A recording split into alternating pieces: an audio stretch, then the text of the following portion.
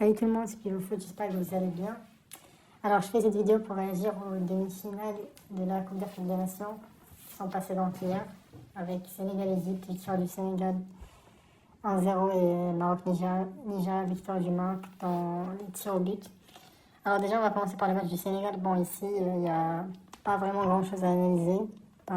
Pour moi le Sénégal était largement et nettement meilleur que l'Égypte. Le match s'est déroulé un peu comme prévu avec l'Égypte qui allait rester en bloc bas, qui allait essayer d'attaquer en contre même s'ils n'ont pas attaqué du tout. Ils ont fait leur premier tir à la 82e minute après avoir concédé. C'était un peu du prime handball comme l'Atlético 2014, mais bon, malheureusement ça n'a pas marché contre le Sénégal qui a quand même pu trouver la brèche et ouvert le score. On a encore donc Mané qui crucifie encore une fois l'Égypte dans une compétition internationale après la Coupe du Monde après les qualifications pour la Coupe du Monde 2022, la Coupe d'Afrique 2021. Donc je suis relativement, on va dire, content pour le Sénégal, content qu'ils ne soient pas sortis parce que pour moi c'est les favoris. J'avais déjà, on va dire, prédit leur victoire, on va dire, avant le début de la CAN. Bon, maintenant ça va jouer contre le Maroc, ce sera quand même un peu complexe, mais on verra. Mais en tout cas, c'était, je dirais, pas un très beau match pour un neutre, mais pour un match de CAN, c'était pas mal. Pour le match du Maroc, aussi, il n'y a pas vraiment grand-chose à analyser. Le Maroc a dominé, on va dire, de A à Z, de la première à la 120e minute. Le Nigeria qui a fait seulement 2 petits tirs pour une équipe qui était considérée comme la meilleure attaque de la CAN. En vrai, je sais pas pourquoi les Nigériens ils ont joué en bloc bas. Ça, vraiment, je comprends toujours pas pourquoi les équipes elles jouent bloc bas contre le Maroc alors que les Nigériens pouvaient vraiment profiter de leur attaque et essayer de déstabiliser la défense marocaine qui est pas vraiment si forte que ça.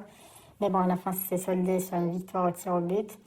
Au tir au but, qu'est-ce que je peux dire bon, le but là, du joueur, j'ai oublié comment il s'appelle, Onyamichi, ou le défenseur là qui a tiré sur Bono qui était déjà sur le côté droit 20 ans avant le tir. Bon, ça aussi, ça explique qu'ils ne sont pas très liés au tir au but. Si les tirs de Chukwueze, je suis désolée, mais tu viens avec un chewing-gum en mode détente, on se croirait à la cité, mais bon, après, c'est lui aussi, il a fait une passe carrément, c'était un très mauvais penalty. Mais en général, on va dire, dans la totalité, on peut dire que le Maroc, il a mérité quand même après avoir dominé nettement sur le match. Et pour le Nigeria, je pense que ça reste quand même une bonne Coupe d'Afrique. Ils ont encore la 3e place à jouer contre l'Égypte. Je pense quand même qu'ils vont gagner, ils vont jouer en mode offensif. Mais pour eux, le gardien a peut-être fait un bon match. Kelvin Bassey, il a fait un match exceptionnel, même si malheureusement pour eux, ils ont perdu. Et pour le Maroc, je dirais que la globalité de l'équipe a joué relativement bien, mais il n'y a pas vraiment un joueur qui sort du lot. Brahim Diaz, il a été bien verrouillé. Même tous les attaquants en général, ils ont été bien verrouillés par Kelvin Bassey qui a été exceptionnel dans ce match. En tout cas, bravo à eux et on verra la finale contre le Sénégal. Ce sera quand même une super finale avec pour moi les 2 meilleures équipes sur le niveau continental. Déjà sur le classement FIFA, je pense que c'est aussi les 2 meilleures.